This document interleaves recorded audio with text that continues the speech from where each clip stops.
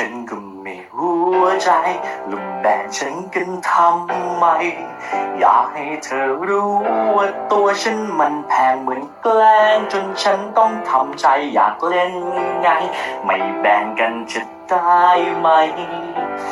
กดลงแรงก็เล่นไม่ได้ไอชิบหายกูเล่นอยู่เดิมลากัน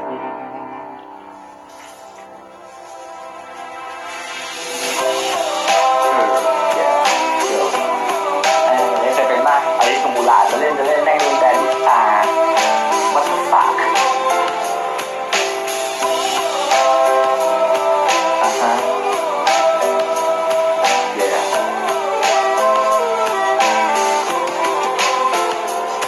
ฉันมีคูปองอยู่1,500มีตัวใหม่มาจะเล่นไม่หยุดฉันมีมูลาดอยู่ตรงหน้าเล่นแบบธรรมดาโคตรเทพสุดๆแต่แล้วสะดุดเจอทีมนั้นพอผลแดนที่ออกมาคืออลิสตัวน้อยและมูลาดที่เพิ่งซื้อมาเริ่มจะชินชากับการเล่นแรงฉันคงต้องทำแต่เมื่อมีตัวใหม่ออกมาคนหาว่าโกงอยู่ล่ำไปเหมือนกับใครไม่ได้แตกต่างใดฉันมีมูลาดที่ฉันชอบหน้าแบบอดเล่นอยู่ล่ำไปไงแต่คนเขาไม่เข้าใจ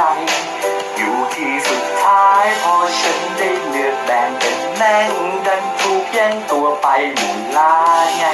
ไปโผล่ฝั่งนู้นได้ไงโอ้ไอ้สัตว์หัวลอยชิบหายมึงต้องตายกูกดโจ๊กเกอร์ลากันไม่ฉันเริ่มยิงจรวดให้มันออกไปกดเลยสบายแฮตัวฉันเป็นตัวปั่นกดเป็นไงล่ะมึงลงกันไปนอนได้ตอนนี้จะยี่ดูสิอันตีของฉันพอมูลาดวิ่งเข้ามากดสูยิวต่อวิ่งหนีแล้วกันเอาสุดตัวฉันการเล่นโจ๊กเกอร์มันง่ายนะแต่ก็ยังต้องเล่นต่อไปเพราะกูซื้อมาแพงนะเล่นอยากให้มึงได้รู้ถึงความรู้สึกที่มีอยู่ข้างในพอเริ่มเกมหน้ากูของเล่นมูลาดได้ไหมใจตัวฉันมันผิดอะไร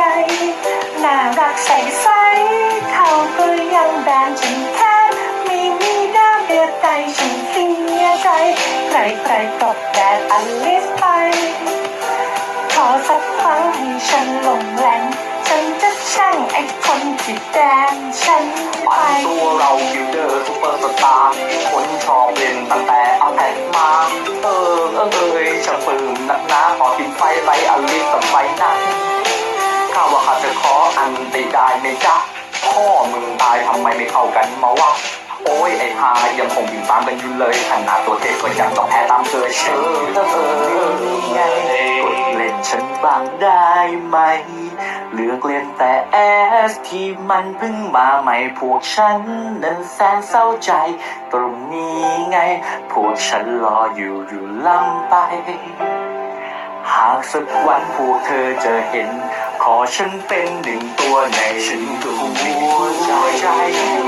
มันตัวเก่งทั่วไปแต่ต้องถูกทิ้งตั้งแต่ซื้อมาเจ็บนะขอใครสักคนที่เห็นใจวางขายราคาถูกกว่าทั่วไปยังคิดถึงวันวานของฉันขอสักวันเอาแทนให้เก่งสมใจยังมีโตโร่นะจำไว้ยังมีโอเมก้านะจำไว้พอคิดอีกทีโตโร่นี่มันตัวอะไร